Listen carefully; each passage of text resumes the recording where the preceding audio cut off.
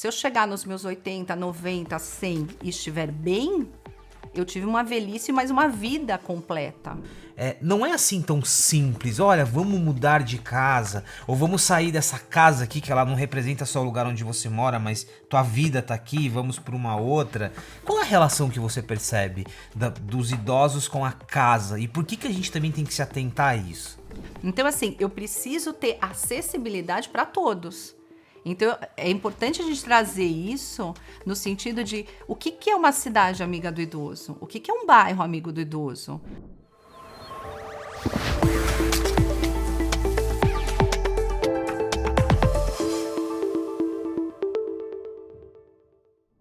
Olá pessoal, sejam bem-vindos a mais um episódio do Habitability, um podcast e videocast oferecido pela MRV & Co e apresentado por mim, Luiz Gustavo Pacete. O tema de hoje, assim como todos os outros, é muitíssimo especial, mas talvez é um tema que vai nos conectar com muitas coisas aí da nossa infância, da nossa história. Então já se preparem.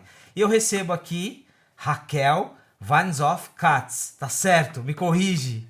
Tá certo. Tá certo? Eu consegui de primeira? Conseguiu. Gerente da área de assistência social da Unibis. E a gente vai falar um pouquinho sobre população idosa, que pode parecer que é uma conversa sobre população idosa, mas é uma conversa sobre nós, que ainda não passamos dos 60. E para quem passou dos 60, é uma conversa sobre desconstruir muitos estereótipos aqui. Raquel, a gente já conversou bastante de bastidor.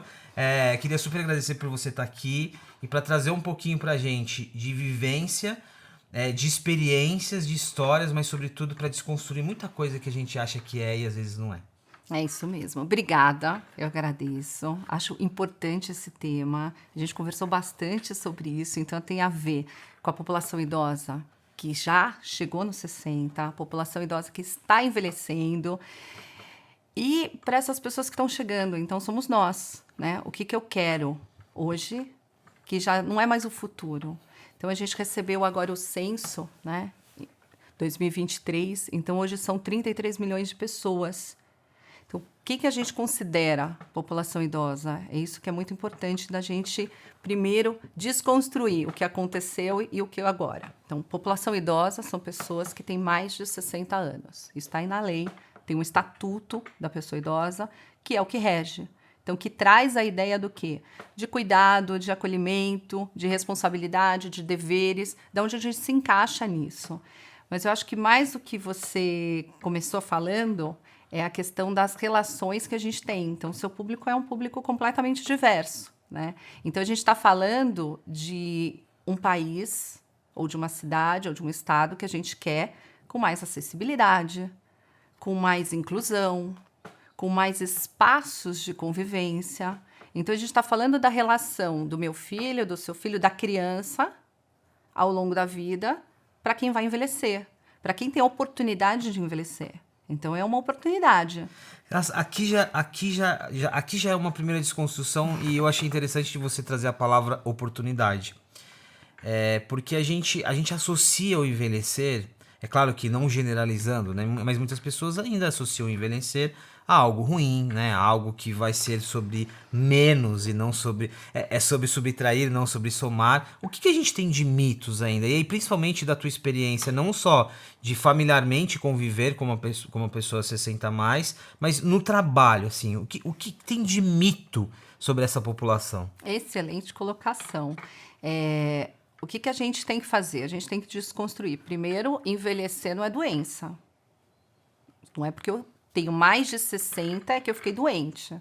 Não é porque eu tenho algumas doenças com esse processo de envelhecimento, que podem ser doenças crônicas e que vão piorar ao longo do tempo, que eu sou uma pessoa com problema, com deficiência ou com algum tipo de dificuldade. Então, assim, o que hoje a gente tem? Alternativas para esse processo. Então, eu tenho que ter dispositivos. Então, eu posso usar uma bengala, eu posso fazer com que o meu espaço, o meu ambiente não tenha escadas. Então, que ambientes que eu vou criar para que eu melhore aquela pessoa que tem alguma dificuldade ou alguma doença? Então, a primeira coisa, envelhecer não é doença. Eu posso criar alternativas para que essa pessoa envelheça bem. Então, que ela tenha mais anos, mas que sejam anos de qualidade. Faz sentido. Então, assim, a gente vai desconstruindo alguns tipos de estereótipos, né? Então, o velho com a doença, o velho com a bengala, o velho com a cadeira. Então, funcionalmente, eu tenho que ser uma pessoa ativa desde sempre, de hoje até o meu processo de envelhecer. Se Deus quiser, para quem não acredita, mas nesse processo todo, se eu chegar nos meus 80, 90, 100 e estiver bem, eu tive uma velhice, mas uma vida completa. Então, eu estou falando de saúde, eu estou falando da educação, eu estou falando da alimentação, eu estou falando de uma composição, de um conjunto de itens que vão fazer com que você, a partir dos seus 60, se você se aposentar de um trabalho ou não, você continue ativo. Então, eu estou falando da sua rede de relacionamentos. Se você construir uma rede de relações, então, se você tem amigos, se você tem o seu vizinho, se você cuida do seu próximo, se você está num ambiente onde você tem relações, você vai construindo e fortalecendo essas relações. Quando você tiver 60, 70, 80, essas relações vão estar cada vez mais fortalecidas. Então, isso vai te trazer uma rede de apoio melhor. Olha que interessante, assim... A gente falou um monte de coisa. Não, mas a tua explicação, ela deixa claro que a nossa conversa aqui, ela não é sobre envelhecer, ela é sobre viver. O exemplo que você está dando aqui é sobre viver. É a construção de uma vida que, consequentemente, na oportunidade de envelhecer, quando você fala de relacionamentos e por aí vai. Eu acho interessante também, nessa desconstrução de estereótipo, as pessoas 60 mais... Elas consomem, elas viajam, e elas não viajam só naquele estereótipo de viagens limitantes, elas viajam, claro, aquelas que têm oportunidade e fisicamente também, viagem e aventura, elas têm vida sexual ativa, isso é muito interessante. Então é engraçado como a gente começa aqui a desconstruir algumas coisas, mas já trazendo pro nosso dia a dia. Uma questão cultural. Antes, nos bastidores, a gente estava falando um pouquinho sobre origem, sobre cultura, sobre a nossa conexão com o passado, com a ancestralidade. Geralmente, vamos supor, a gente olha para a cultura oriental, para o Japão, a forma como eles tratam os idosos, para outras culturas. Quando você olha para o Brasil e aí... fazendo uma reflexão sobre o teu dia a dia, a convivência, o contato, o que você percebe? É claro que falar do Brasil tem uma complexidade pelo nosso tamanho, mas como que nós tratamos os nossos idosos hoje? Que tipo de situações você vê? Você vê reverência? Você não vê? Você vê a ausência desse respeito? Você falou de uma rede de oportunidades, né? Você falou de viagem, você falou de espaços. Então, assim, é importante que a gente tenha uma ideia. Não é porque eu passei dos 60 que eu vou ficar nos meus aposentos e que eu vou ficar lá dentro de casa, ou eu vou obedecer aos meus filhos, ou eu vou morar em algum outro lugar, porque já não tenho mais condições de morar na minha casa. É importante que o seu público, né, que é tão diverso, ele entenda que é um processo de se organizar ao longo da vida. Então, eu tenho que organizar a minha vida financeira, eu tenho que organizar a minha vida no trabalho, eu tenho que organizar a minha vida de rede de relacionamentos. Quando eu chegar nos 60, eu posso optar se eu vou ou não me aposentar.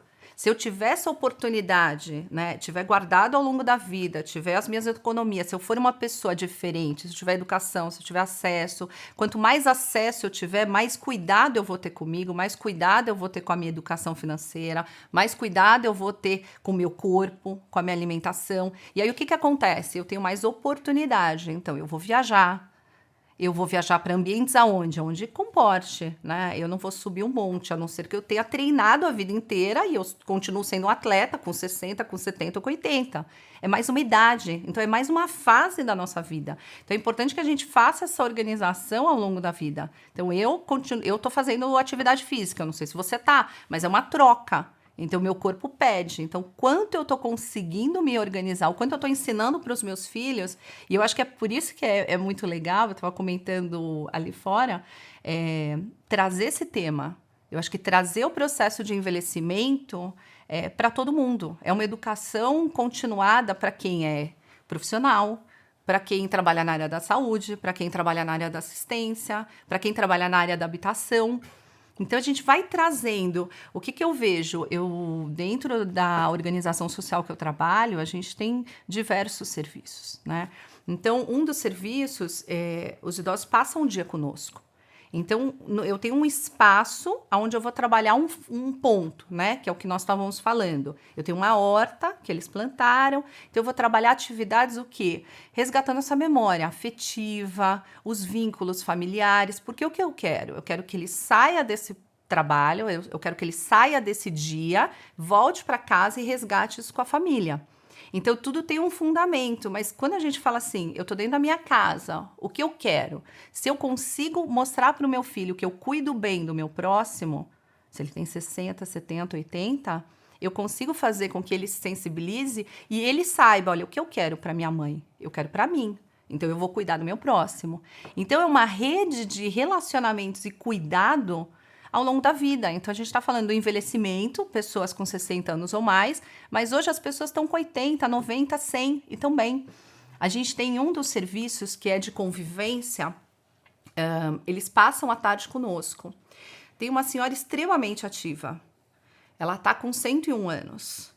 Então, ela vai, ela dança, ela caminha, ela faz atividades e ela está bem nesse momento.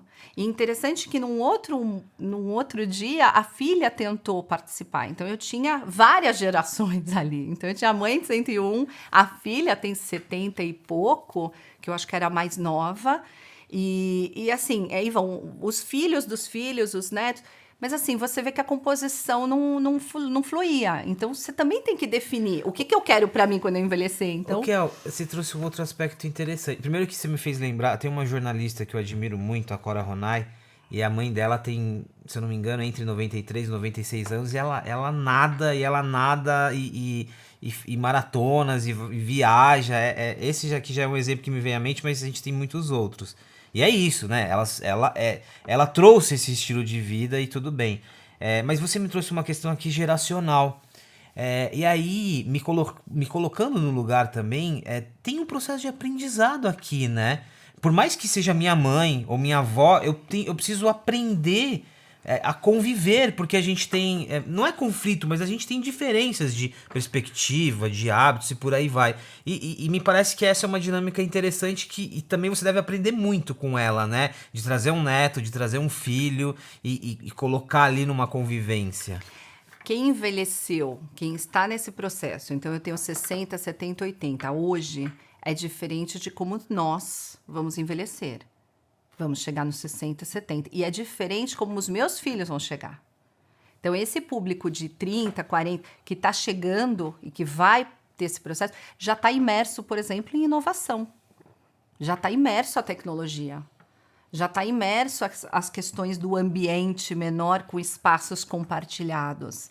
Então, a gente está também aprendendo quais são as melhores alternativas, porque a gente envelheceu, mas a gente não teve tempo para aprender, para discutir, enquanto outros países que já são desenvolvidos tiveram muito mais tempo. Você trouxe a experiência do Japão. Então, quantos anos, quantas décadas a gente demorou para envelhecer, para poder ter centenários, para trabalhar a alimentação, o espaço, o que aqui o Brasil não teve. Então, assim, o que a gente está trazendo à luz, eu volto a isso. É importante a gente trazer esse processo de envelhecimento, porque a gente está falando com um público jovem, mas que vai ter que ceder o lugar dentro do transporte público, que vai ter que pensar na educação. Quando ele chegar para se apresentar no mercado, ou se ele for fazer uma conversa, porque é um público que vai comprar, é um público que vai investir, é um público que tá muito potente no mercado. Então, ele vai ter que saber se expressar, ele vai ter que saber se comunicar. Ele não vai poder correr, ele não vai poder... Vamos lá, mudou o assunto. Não, eu vou ter que achar alternativas. Então, é uma educação para os profissionais que estão na área ou não, mas para os jovens que estão chegando. E como que eu quero que isso aconteça? Então, tudo isso vai fazendo sentido. E a gente percebe que esse trabalho entre gerações funciona muito. A gente trabalha com escolas. Então, a gente dá a oportunidade das escolas, em vários períodos, as crianças estarem conosco. Tem muitas delas que não têm avós, tem muitas delas que têm. Então, qual é a alternativa? Então, você vem, você coloca o protagonismo naquele jovem, naquela criança. Essa semana nós tivemos um grupo de uma escola do 3º ano. Então, as crianças ficaram, apresentaram um teatro em cima de um livro que eles estavam lendo. E aí, depois eles dividiram essa informação. Então, crianças, né, que estavam contando o que eles tinham achado daquele livro, com aqueles idosos que nunca tinham lido aquele livro, que era um livro completamente diferente, não tinha isso. E aí essa troca, então é uma troca rica de oportunidades, então para quem teve e para quem não teve. Então quando você vai olhar no olho da criança e fala assim, nossa, eu acho que eu consegui alcançar aquela sensibilidade de dizer, opa, vai devagar, não esbarra naquela idosa que você está passando na rua, olha, toma cuidado, ou cede seu lugar. Entender que a velhice não é doença, mas que existem algumas dificuldades ao longo da vida e que a gente vai ter que lidar com isso. Se eu tiver com 30, se eu tiver com 40, se eu tiver com 50. Então, hoje eu tenho uma mãe que, você estava comentando também, né, dos nossos pais. A minha mãe, para mim, é um orgulho. Ela vai fazer 70 e ela virou voluntária agora. Então, ela entendeu que ela tinha que achar mais uma alternativa. E assim, ela é muito mais agitada do que eu. Então, ela vai de metrô, ela anda de transporte. Então, assim, ela arranja alternativas. E essa rede de relacionamento para ela tá fazendo toda a diferença. Então, ela tem amiga, ela fala no Minha telefone. mãe, que tem 78, meu pai tem 77. Estou na mesma faixa ali também.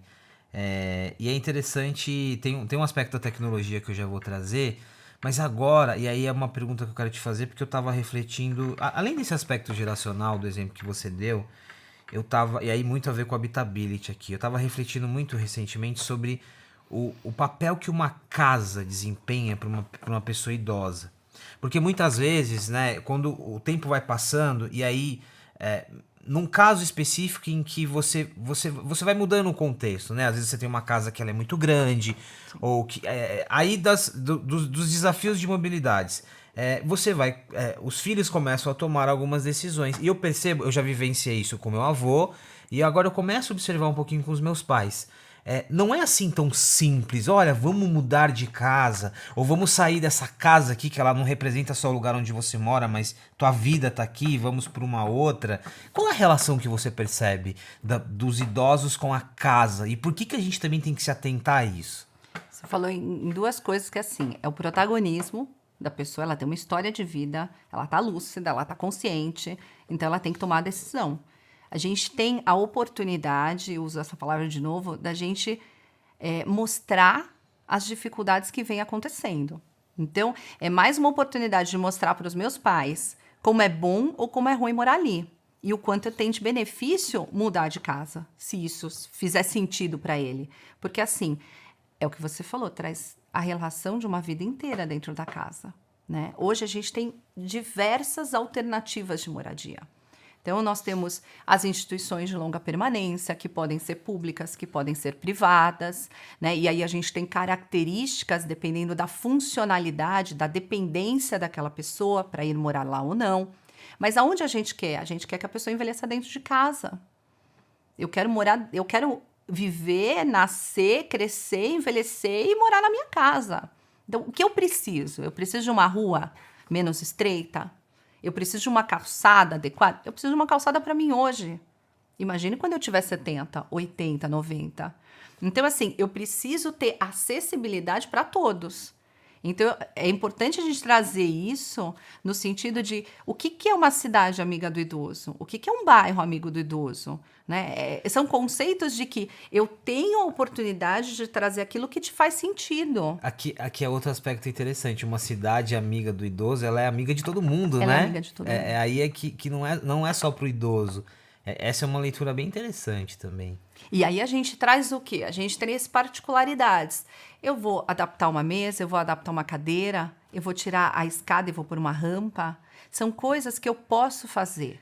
Então, hoje, o mercado imobiliário pensa nisso. Então, eu tenho espaços compartilhados, né? Jovens, idosos, mas eu tenho serviços ali. Então, eu posso ir morar num local onde eu tenho serviços à minha disposição, além da convivência? Posso. Se assim eu quiser. Se eu quiser morar na minha casa, quais são as adaptações que eu tenho que fazer dentro da minha casa? Então, eu tenho que adaptar um banheiro, eu tenho que adaptar o meu quarto. Se eu moro em casa, eu tenho que talvez readequar. Tem escada, não tem escada? Então, eu posso tentar achar alternativas, porque o melhor ambiente é onde eu escolho morar, é onde eu escolho viver. né? Então, assim, o que faz sentido e o que é mais respeitoso é que a gente dê o protagonismo para aquela pessoa. Então, aonde você quer ir? Por que você quer ir? Né? Tem que fazer sentido. Quando faz sentido para você, trabalhar com envelhecimento para mim faz sentido, né? Eu falo, eu até brinco assim, para mim é até um pouco de egoísmo, porque é o que eu quero quando eu ficar velha, né? Como que eu quero envelhecer? Então, assim, o respeito que eu quero, a dignidade que eu quero, o protagonismo, a autonomia. Então, como que eu vou criar essas alternativas? E eu acho que é um mercado que está crescendo, todos, né? E as pessoas estão percebendo isso. Então, é uma oportunidade de você falar, opa, tem um mercado ali. Como que eu vou fazer? Eu vou construir de que forma? Quais são os ambientes que eu posso? Já estou construindo mesmo. Quais são os ambientes que eu posso colocar? Que a porta seja um pouco mais larga, que eu tenha um banheiro mais acessível, que o piso seja num outro formato, que eu trabalhe com a iluminação, né? São pequenos detalhes que a gente pode fazer para a acessibilidade de todos. Cal, em relação à tecnologia, e aí vou dar o exemplo da minha mãe aqui, você diariamente ali tem muitos exemplos. Minha mãe com 78 anos, ela na pandemia, como muitas pessoas, na pandemia ela passou a utilizar o WhatsApp, por exemplo. Para minha mãe, o conceito de internet, ela não existe para ela, né? O conceito de internet não existe, mas ela usa o WhatsApp. E desde que ela começou a usar o WhatsApp, a vida dela mudou em vários aspectos, em muitos aspectos. E aspectos positivos também. Esses dias ela me mandou uma mensagem escrito assim, e aí eu já fiquei surpreso, né? Porque ela nunca escreveu.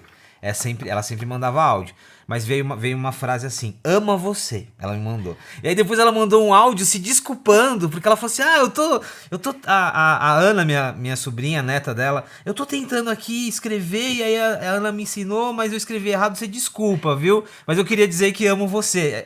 Assim, é um exemplo tão simples e delicado, mas que ele mostra aí de novo a tecnologia, mas a tecnologia da perspectiva de quem está usando e funcionalidade. Como que você enxerga? Assim, o que você percebe do impacto da tecnologia na vida da população idosa? Ela só vem a somar. Eu acho que nesse momento da pandemia e pós-pandemia, ela só somou, ela só agregou. Então, as pessoas que já têm mais de 60, elas têm um processo de resiliência até diferente do público um pouco mais jovem.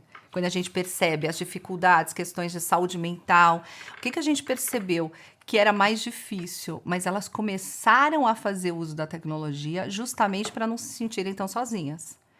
Então, assim, a gente teve a oportunidade, durante a pandemia, de criar grupos para as pessoas que não sabiam usar o WhatsApp, não tinham a oportunidade de ter um tablet, alguma coisa em casa, algum tipo de dispositivo para nos encontrar visualmente, ali virtualmente.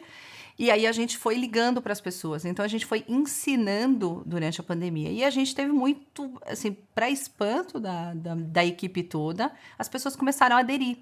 Então, até hoje, os grupos de WhatsApp vêm: bom dia, boa noite, boa tarde. Olha, apareceu na mídia tal lugar. Olha, escrevi errado. Aí uma mostra a figurinha que riu.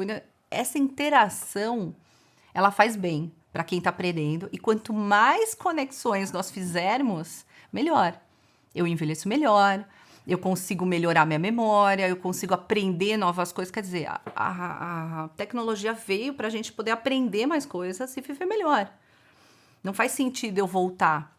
Então, hoje, a gente tem, por exemplo, jogos Xbox. Não pode falar isso? Que incrível que você... Pelo contrário, sabe? Que incrível. Eu ia perguntar se podia, olha, escapou. Que incrível você trazer esse exemplo agora, porque quando você terminasse de falar, eu ia falar sobre uma pesquisa relacionada a games. A gente tem muitos games hoje que trazem a parte e a adequação para uma reabilitação. Então, hoje, você não precisa ficar no estúdio lá pegando peso, fazendo aquele exercício. Você consegue interagir. E interagir com o quê? Com o que faz sentido para você. De novo, a gente volta com a questão do protagonismo, da autonomia. Então, eu vou fazer um jogo, eu vou jogar qualquer coisa? Não, eu vou jogar o que faz sentido. Né? Então, você começa a trazer a tecnologia, essa inovação, essa ousadia para esse mundo.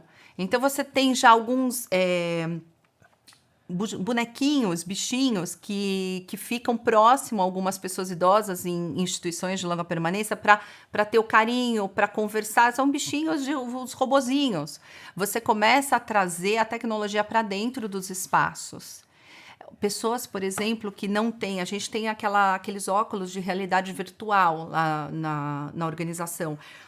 Pessoas que não têm oportunidade de conhecer outros lugares, por questões financeiras, por questões de mobilidade, né, questões de dependência física, mas que com a realidade virtual você consegue, por exemplo, ir num museu, né, conhecer outras cidades, outros países. Então você dá oportunidade para as pessoas. O que a gente precisa, voltamos na educação, é capacitar as pessoas que trabalham com a população idosa, capacitá-los também para as questões de inovação, tecnologia, para a gente poder caminhar junto, para eles poderem saber. Então, tem grupos, tem cursos, tem uma série de programas que ensinam as pessoas com mais de 60, 70, 80 a mexerem na tecnologia, seja para um joguinho simples, ou seja para interação de vídeo ou apresentação. Tem uma senhora que ela é sensacional. E ela, assim, ela é muito resiliente. Ela sobreviveu ao Holocausto, ela teve a perda de um filho, e ela hoje tem um blog. Então, assim, ela, para mim, é uma meta de vida, né? É uma senhora muito interessante, muito culta para se conversar. Então, ela participa de festivais, ela participa de eventos, então ela é uma pessoa presente, né? Apesar de todas as dificuldades, ela falou assim, não, eu sei o que eu quero, né? Eu quero viver bem os anos que me restam, e que são muitos, porque hoje quem vive dos 60 vai viver mais 30, 40 anos, então é mais uma adolescência, é mais um período adulto, então a gente tem que estar preparado para isso. Então eu acho que assim, viver bem, mas com qualidade e todos esses anos que ainda estão chegando, né? Tem a pesquisa Game Brasil, que é mais importante que a gente tem hoje, quando ela mapeia, né, entre os brasileiros que são gamers e que se consideram gamers, 13% já é população 60 a mais. E aí você tem, além da atribuição que você trouxe um pouquinho ali de mobilidade, de poder conhecer outros lugares, você tem uma conexão com filhos e netos, através do game. Sim. Olha que interessante. E você tem uma questão de saúde mental mesmo, de manter a mente ativa. Isso é interessante, é mais uma desconstrução.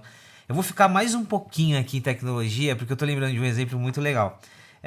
A gente tem um episódio aqui que falamos muito sobre casas inteligentes, sobre assistentes de voz, né? Hoje ainda é uma pequena parte da população que tem oportunidade de ter uma casa automatizada. A gente sabe que isso demanda um custo, mas eu tô lembrando de um vídeo que viralizou, que uma senhora que estava falando com a Alexa, assistente de voz, e ela colocava a Alexa para rezar junto com ela, e é muito bom, porque e aí entra no que você falou, às vezes a gente desenvolve uma tecnologia sem pensar o uso que essa pessoa vai dar. E para aquela senhora fazia muito sentido ter alguém para rezar ali com ela. Eu achei incrível, mas esse também é um alerta que conecta muito com o que você falou. Quando estamos desenvolvendo tecnologias, quando a gente está trabalhando, seja no back-end ou em qualquer outra função, de pensar, e não é só pensar no idoso, mas de pensar que a nossa tecnologia ela alcança muitas pessoas, né? E que as pessoas que dão uso para ela. E que a gente precisa ensiná-las e que elas vão trazer essa troca, né? Porque, assim, visto essa senhora, o que fazia sentido para ela? E o quanto ela demorou, talvez, para aprender a fazer com que ela, na verdade, rezasse exatamente o que ela queria. Então, assim, tem um descompasso aí, mas que faz sentido, que é esse trabalho entre gerações. Então, que é essa relação que eu vou criar na educação formal, na educação informal, e que vai depender de como essa senhora, por exemplo, pode envelhecer. Então, eu acho que faz muito sentido essas relações. Mais um tema aqui, é um tema que ele é delicado também, porque a gente tem muitas vertentes, mas mercado de trabalho, né? Você, nos bastidores ali, você fez até uma brincadeira, né? Já a partir dos 40 anos, a forma como o mercado de trabalho te enxerga, e infelizmente a gente tem essa questão, né? Infelizmente ainda no mercado de trabalho, conforme as pessoas vão tendo experiência e amadurecendo, as pessoas começam deixam de ser úteis ali. Temos várias discussões aqui. Mas, por outro lado, temos um caminho em que algumas empresas já se conscientizaram, estão fazendo essa integração, estão trazendo pessoas pelo repertório que elas têm, pela experiência que ela tem. Como que você começa a enxergar isso no médio e longo prazo? Essa convivência intergeracional no trabalho, né? As empresas absorvendo esse conhecimento que muitas vezes ele é descartado, infelizmente é uma palavra forte, mas ele é descartado. Como que você enxerga isso e o quanto esse assunto ainda tem que ser discutido? Então, a gente trabalhava muito no imediatismo, né? Nessa troca de empregos, nessa relação, pouco de relacionamento, mas mais de números, de dados. Então, assim, as profissões vão mudar. As profissões já estão mudando. A relação com o trabalho já está mudando. E a gente já começa a perceber que todo esse conhecimento, essa bagagem, essa resiliência, ela faz sentido em vários momentos. Então, muitas vezes eu preciso ter pessoas próximas que sabem lidar com essas situações adversas. A gente viu muito isso na pandemia, a gente viu muito isso pós-pandemia. Então, como que essa relação de trabalho? O que a gente tem visto muito é ressignificar esse momento da aposentadoria. Antes a gente falava, você vai para os seus aposentos, né? Você fica lá no seu cantinho, você sai do mercado de trabalho, você não é mais útil. Hoje não, a gente enxerga que eu vou me aposentar, se é que eu vou me aposentar, né? Porque a gente não tem uma previdência para isso, a não ser que você se organize ao longo da vida para viver bem e envelhecer bem, né? Do jeito que você está hoje, trabalhando, e você pode ressignificar a sua velhice, né? Ressignificar seu ambiente de trabalho. Então, a gente tem muita gente no trabalho informal, a gente tem muita gente aprendendo novamente a desenvolver habilidades. Então, a gente tem grupos de geração de renda, trabalho informal. Olha, eu a vida inteira, principalmente pós-pandemia, eu tinha uma empresa e essa empresa quebrou. O que eu vou fazer? Eu não sei começar do zero, né? Então, assim, ressignificar esse momento, que esse momento não vão ser 1, 2 anos, eles vão ser muitos anos, vão ser décadas. Então, assim, eu preciso estar preparada hoje para saber o que eu quero no meu futuro e como que eu vou fazer essa projeção. Então, o que a gente percebe é que as pessoas estão tentando se preparar. E a gente tem a função do quê, né? A mídia, as escolas, as entidades, fazer o quê? Educar. Educar. Eu preciso saber que eu vou envelhecer e eu vou envelhecer por muitos e muitos anos. Então, como que eu vou fazer esse processo? O trabalho não é mais o mesmo. As profissões estão mudando. É claro que tem profissões que vão ficar. Mas como que eu vou me adaptar a isso? Mesmo a pessoa idosa, ela está também aprendendo e se adaptando ao sistema. Ela também está fazendo com que a inovação e a tecnologia venha. Tem uma senhora, ela é uma graça, ela ajudou a desenvolver a Associação Brasileira de Alzheimer, ela tinha uma mãe com isso, e ela é uma pessoa que assim, eu admiro muito. Ela acabou de juntar e unir vários colaboradores para montar um livro, falar sobre isso. Mas ela é uma pessoa que começou a empreender depois dos 60. Né? Então ela falou, opa, vou abrir uma empresa. Aonde eu vou aprender? Como que eu vou fazer? Então as pessoas também estão ressignificando. Então é importante que você tenha o mercado, né, atento a isso e falando, eu preciso ter um grupo de pessoas mais velhas para poder ensinar, para poder trocar. Porque você tem uma experiência ali, você tem toda uma vida. Alguma coisa você tem para trocar com aquela pessoa. Então, ela sabe uma parte, você sabe outra. Então, assim, tá todo mundo sensível a isso. Eu acho que a gente dá a luz e chama a atenção para muitas mudanças. A gente precisa estar mudando. A gente tem que se readequar. Ainda bem, né? E é interessante que essa visão sobre a mudança, são todos, né? Você tem uma Gen Z que vive que já vive um processo de mudança em relação à forma de lidar com o trabalho, com a vida, com esporte. Com esporte, né? Intergeracionalmente, assim, todos estão passando. É interessante. Todos passam por um processo de mudança, ainda quando a gente está falando de tecnologia e trabalho, que você mencionou a mudança da dinâmica de trabalho, você tem a inteligência artificial, que é um tema que já causou impacto, né? E a gente vai ter muito que reaprender aí. E por aí vai. Kel, não dá vontade de terminar.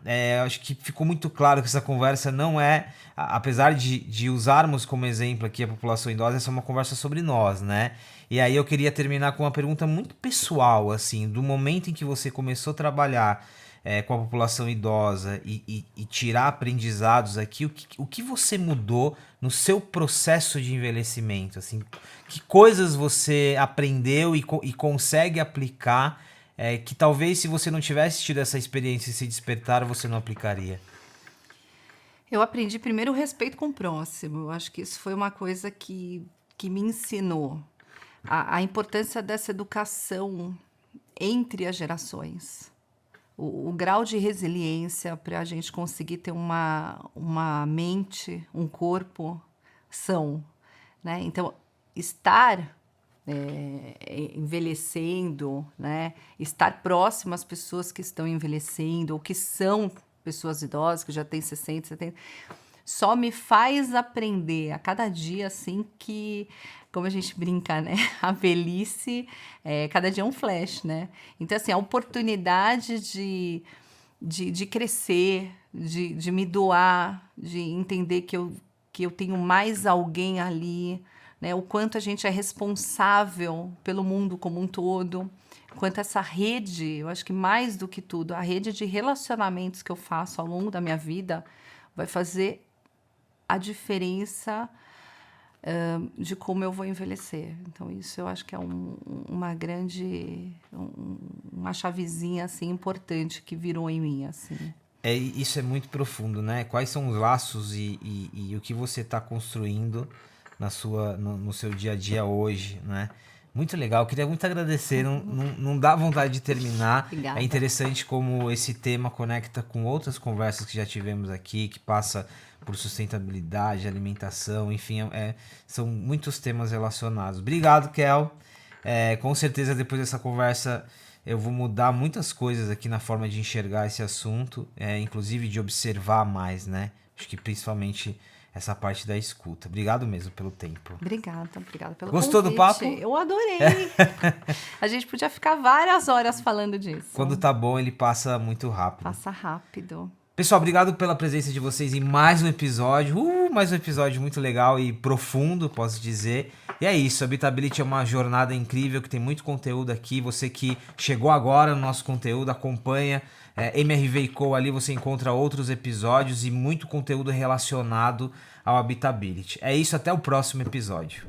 O podcast Habitability é um oferecimento da MRV & Co., uma plataforma habitacional composta pela MRV e outras 4 marcas, Lugo, Sensia, Resia e Urba.